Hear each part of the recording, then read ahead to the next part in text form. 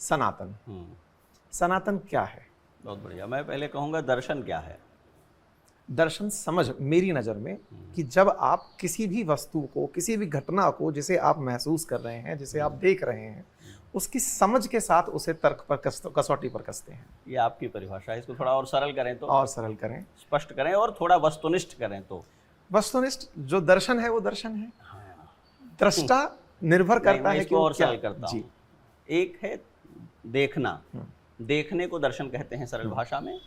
हमारे यहाँ देखने को इंद्रिय सन्निकर्ष के रूप में परिभाषित करते हैं। दर्शन का अर्थ होता है प्रत्यक्ष होना। इंद्रिय सन्निकर्ष जिसका हो गया त्वचा के द्वारा, कान के द्वारा, जिह्वा के द्वारा, नासिका के द्वारा, वो दृष्टि का, देखने का और सुनने का जो नाम रूपात्मक विश्व है। इंद्रियों के द्वारा जिनका प्रत्यक्ष हो रहा है, जिनको देखा जा रहा है, उनमें इंद्रियों के द्वारा नहीं पाए जाने वाला भी कोई सच है क्या? बिल्कुल ठीक है। और उसको पाने के लिए दृष्ट विषय में जो अदृष्ट सत्य है, यथार्थ है, उसको जानने के लिए जो बौद्धिक प्रवेश है, बौद्धिक जो दृष्टि है, वो दर्शन कहलाती है। ठीक है। तो आप इसको सरल करके देख सकते हैं कि हर वो चीज़ जिसे आप देख सकते हैं, छू सकते हैं, सूंघ सकते हैं, चख सकते हैं, उस वस्तु में कोई निहित सत्य है जिसे सूंघा नहीं जा सकता, जिसे देखा नहीं जा सकता, जिसे चखा नहीं जा सकता, पर जिसे जाना जा सकता है। और ज्ञान के स्तर पर आप उसको दर्शन के मार्ग से पाते हैं। ठीक है। तो पहले तो ये समझना है कि दर्शन कोई कपट चातुरी नहीं है, दर्शन कोई बौद्धिक चालाकी नहीं है, बल्कि दिखाई पड़ने वाले जगत में न दिखाई पड़ने वाले यथार्थ की प्रतीति का विज्ञान है। मैं एक सरल उदाहरण देता हूँ। किसी रोगी को मिलने आप अस्पताल में जाते हैं तो ये नहीं कहते कि उसका दर्शन करने गए थे, मरीज देखने गए थे। लड़के लड़की ब्याह के लिए देखे जाते हैं, आप ये नहीं कहते दर्शन करने गए थे, देखने गए थे। लाल किला दर्शन करने गए थे नहीं कहते, ताजमहल दर्शन करने गए थे नहीं कहते। लेकिन जब आप किसी महात्मा के पास जाते हैं, किसी संत के पास जाते हैं, किसी मंदिर में जाते हैं, तो कभी नहीं कहते कि बद्रीनाथ जी को देखने गए थे, तिरुपति जी को देखने गए थे, दर्शन करने गए थे। क्यों? बहुत छोटा सा उदाहरण है जिससे मैं आपको अंतर दिखा रहा हूँ। क्योंकि वहाँ जो आप आंखों से देखने वाले हैं उससे ज़्यादा कुछ मूल्यवान है जो आंखों से नहीं दिखता और आप अनुभूति में पाने वाले हैं। बहुत सुंदर। और जहाँ कहीं भी दृष्ट से अधिक मूल्यवान अदृष्ट होता है, वहाँ दर्शन घटित होता है। तो दर्शन की भूमिका इसमें है। इसलिए जब भी आप स्थूल जगत से सूक्ष्म जगत की अनुभव की ओर बढ़ेंगे, दर्शन ही सहारा है। बहुत सुंदर। एक बात, अब आपने कहा था सनातन क्या है। सनातन है सदा बने रहने की अवधारणा। संस्कृत में हमारे यहाँ इसको परिभाषित करते हुए कहा गया है कि सना सर्वमिति प्रोक्ता। सना का, सना अथवा सन, इसका अर्थ होता है सर्व, समस्त, संपूर्ण। और तन जो है विस्तार के अर्थ में है, मतलब सभी देश काल में सदैव जिसका विस्तार है, जिसकी विद्यमानता है, विद्यमाने तनीति च। सन का अर्थ होता है सर्वकाल, तन का अर्थ होता है विद्यमानता। समस्त देश काल में जो सदैव विद्यमान है वो सनातन है। अब यहाँ देखना यह है कि वह विद्यमानता कहीं प्रत्यक्ष है और कहीं परोक्ष है। तो कुछ लोग प्रत्यक्षता में ही सनातनता को पहचानते हैं, परोक्ष हो जाएगा तो परोक्ष का मतलब समझ रहे हैं? प्रत्यक्ष। हाँ, जो आंखों के सम्मुख है वो प्रत्यक्ष है, जो आंखों के सम्मुख नहीं है वो परोक्ष है। तो कभी प्रत्यक्ष होकर के, कभी परोक्ष होकर के जो सदैव उपस्थित है। और जब भी कोई अनुभव करता, जब भी कोई प्रमाता, जब भी कोई कर्ता, जब भी कोई भोक्ता उपस्थित होगा तो उसकी उपस्थिति मिल जाएगी उसको, वो सनातन है। अब इस सनातन को अलग अलग आयामों में परिभाषित किया गया है। मुझे लगता है मैं आपके प्रश्नों के हिसाब से आगे बढ़ूंगा। बहुत अच्छा चल रहे हैं आप। चलिए, मैं यही सब, मैं खुद ज्ञान अर्जित करने आया हूँ, आप मुझे। तो जो सनातन है उसको कैसे पहचानेंगे? 3 बातें हैं जिनको हम लोग दोहराते हैं, वो बहुत प्रचलित शब्द है भारतीय दर्शन के। एक शब्द है सत, सदा बने रहने की योग्यता, उसको सत कहते हैं। अब उसका रूप नष्ट होगा, उसका आकार नष्ट होगा, उसके अवयव भंग होंगे, उसकी उत्पत्ति और उसकी विनष्ट होने की कथा चलती रहेगी, पर इस उत्पन्न होने और विनष्ट होने के बीच में कोई वस्तु है जो सदा बनी रहेगी। इसको पहचानना है तो आप श्रीमद् भगवद गीता में भगवान का उपदेश सुनते रहें। जन्म होगा, मृत्यु होगी और ये चलता ही रहेगा, ये अपरिहार्य है, न ये प्रसन्नता का विषय है, न ये शोक का विषय है। इन सब के बीच बड़ी बात क्या है? जिसका जन्म होगा उसकी मृत्यु होगी। इस जन्म और मृत्यु के भीतर एक निरंतर विद्यमान कोई है जो जन्म भी नहीं लेता, मृत्यु भी नहीं होती, पर जन्म और मृत्यु के साथ परिभाषित होता रहता है। न हन्यते हन्यमाने शरीरे। तो उन्होंने कहा देह उत्पन्न होगा और देह नष्ट होगा, लेकिन इस देह का जो मूल अधिष्ठान है, जिसके द्वारा यह देह अपने को अभिव्यक्त करता है, वह जो देही है। जैसे जो धन का अधिपति धनी है, सुख का अधिपति सुखी है, वैसे देह का अधिपति देही है।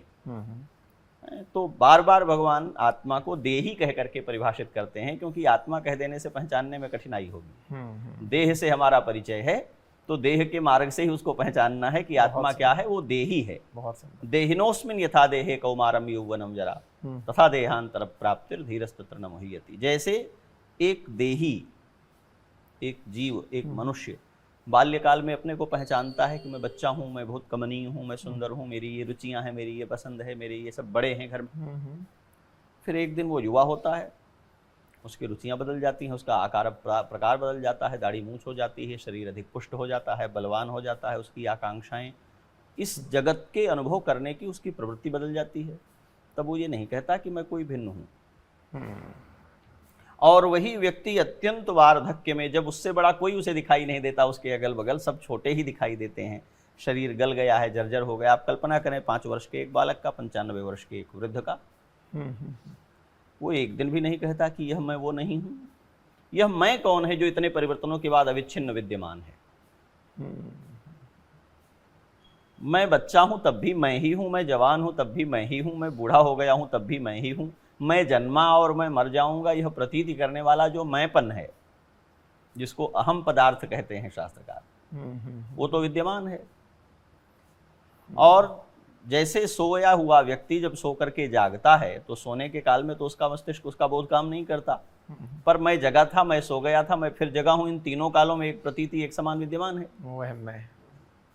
तो सोए हुए व्यक्ति को सोकर जागने के बाद यह तो होश ही नहीं रहना चाहिए कि मैं सोया था, क्योंकि उसके सुषुप्ति काल और उसके जागृति काल की जो प्रतीति है वो भिन्न भिन्न है।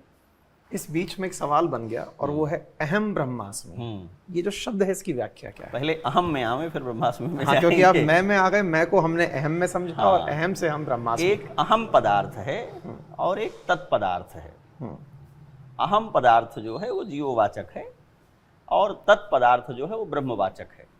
तो प्रणव ओंकार जिसे कहते हैं, वो ओम, तत् और सत, ये 3 शब्द हमारे यहाँ ब्रह्मवाचक शब्द हैं। इसलिए जब भी कोई संकल्प होता है, पाठ पूजा होती है, आप उससे परिचित हैं, तो ओम तत्सत कहते हैं। ओम तत्सत ब्रह्मवाचक शब्द है। तो जो अहम पदार्थ है ये अंश भाव, अंशी भाव का अनुभव करता है, और जो तत्पदार्थ है वो अंशी भाव के लिए सर्वस्व है। वो तो अहम का तत् के साथ तादात्म्य हो जाए, यही जीव की यात्रा का परम फल है, जिसको निर्वाण आदि के द्वारा, मोक्ष आदि के द्वारा परिभाषित किया गया है। अहम कहते ही एक देश काल आरोपित हो जाता है, क्योंकि अहम का संबंध तत् से नहीं बनता है, अहम का संबंध माया के कारण मम से बनता है। तो अहंकार जब जन्म लेता है तब ममकार जन्म लेता है। मैं जैसे होता हूं वैसे मेरा हो जाता है। तो गोस्वामी जी इसको सरल करके कहते हैं, मैं अरु मोर तोर तय माया जे बस की ने जीव निकाया।